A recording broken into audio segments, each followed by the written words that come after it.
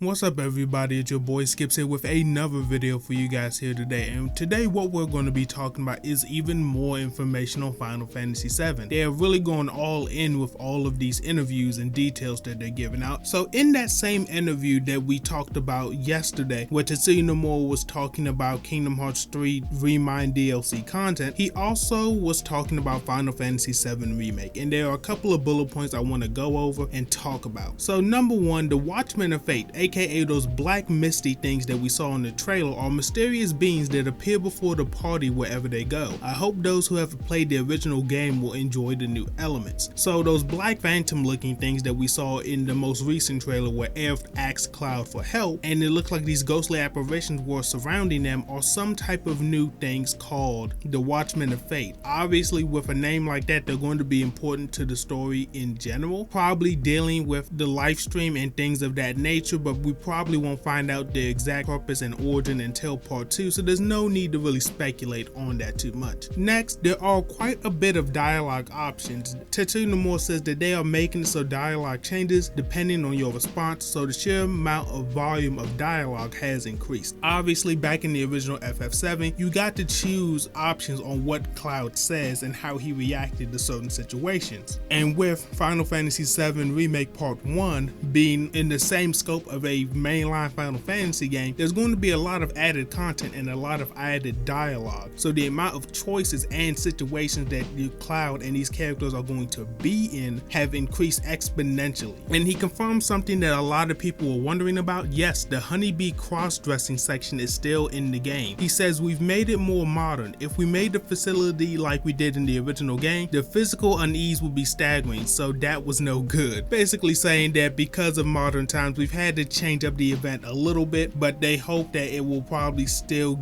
give people enjoyment like it did back in the day. But due to how things have progressed in society over the last couple of decades, obviously they've had to change things. So there's nothing wrong with that. And he said there are quite a few additions to the scenario. While the main story itself hasn't changed, there are countless numbers of new events, otherwise we wouldn't have 2 Blu-ray discs. So while Testsuya Nomura says like the general plot of Final Fantasy VII hasn't really changed that much, there is a lot of things added in between from when you start the game up until you leave Midgard. So there's going to be a lot of extra things thrown within there, maybe even referencing things outside of main Final Fantasy VII lore, maybe even referencing characters from Crisis Core and before Crisis and things of that nature that are going to be shoved within Final Fantasy VII Remake Part 1 is what he could be alluding to. And obviously things such as side quests and extra content, which is sure to be within there. And then he mentions Aerith and Tifa are double heroines. One has a Western style look while the other one has a Eastern style look. He said that they wanted Tifa to have abs so she has an athletic body type, which makes a lot of sense seeing that she is the monk of the group. And the ethics department at Square Enix also told us that we had to tighten her chest as to not get unnatural during intense actions. So from there we got the black underwear and fitted a tank top. What he meant by black underwear, he meant the black undershirt. Just because when you directly translate some things from Japanese it comes out really weirdly, but he means a black shirt or under that white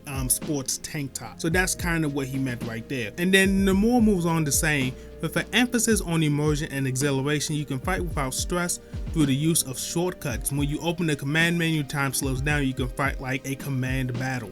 This is simply just what they have mentioned in that gameplay demo that they showed off at E3 for the public to see. For those people who are a fan of turn-based combat systems and things like that and are not really into the real-time stuff, they do have a way for you to kind of get that turn-based feel and choose out your actions before you continue to move on into the battle through the use of the shortcut menu and slowing down time, so you can kind of get that turn-based feel and kind of think about what you want to do next. And then last but not least, these last couple of bullet points are kind of important, but I'll just list them off back to back. Each playable character will have different affinities, meaning that certain characters will have certain advantages against certain enemies. We've already seen this with Cloud not being able to hit airborne enemies, so you will have to switch the bed for him in order to shoot them down. Next, an item is required for MP recovery.